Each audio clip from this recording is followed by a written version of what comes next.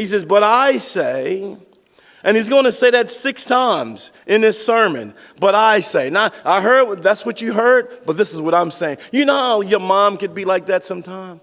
When Mr. Johnson said that, no, what did I say? But they said no, what did I tell you?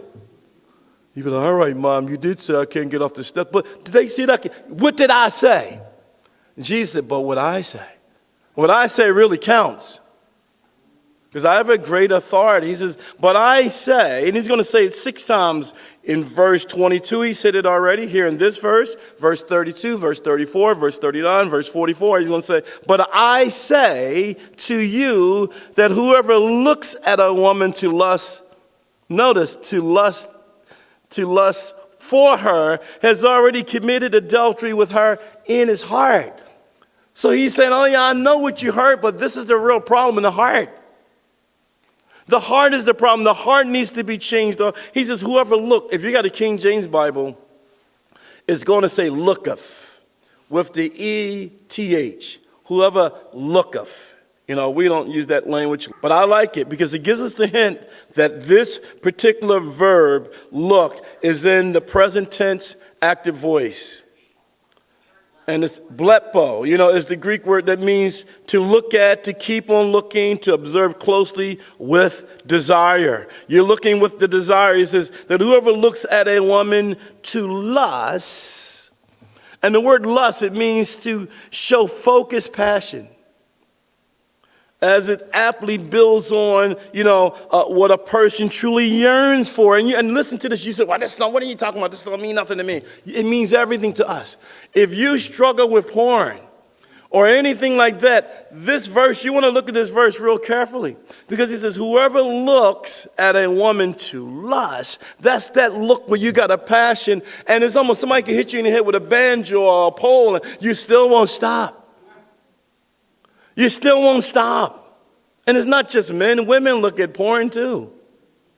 And he says that whoever looks at a woman to lust, to desire, to long for, greatly desire to do something with, or to long, to lust, it comes from within. Lust comes from within. Temptations come from within. Lust comes from within too. A lust.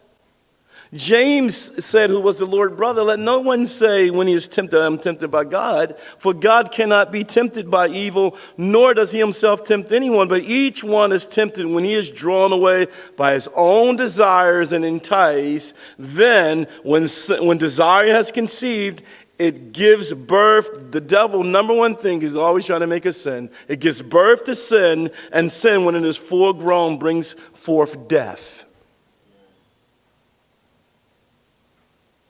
He says, you look at that woman, and you keep looking at that woman, and you keep looking at that woman. No more casual looking now. It's just looking and looking. And, oh, look at the dress. Oh, look at that. And you say, oh, that's got to be probably just, this has got to be like, if you look and look. No. You can be a blind man and be a lustful person.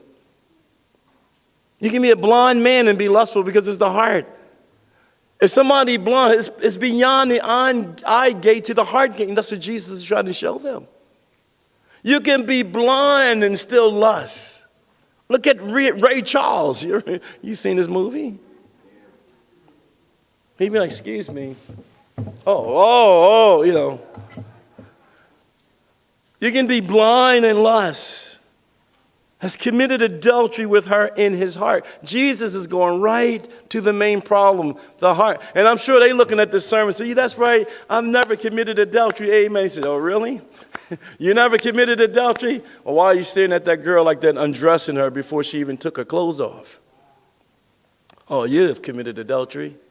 It's in your heart. It's a deceitful heart. It's a traitor within our hearts.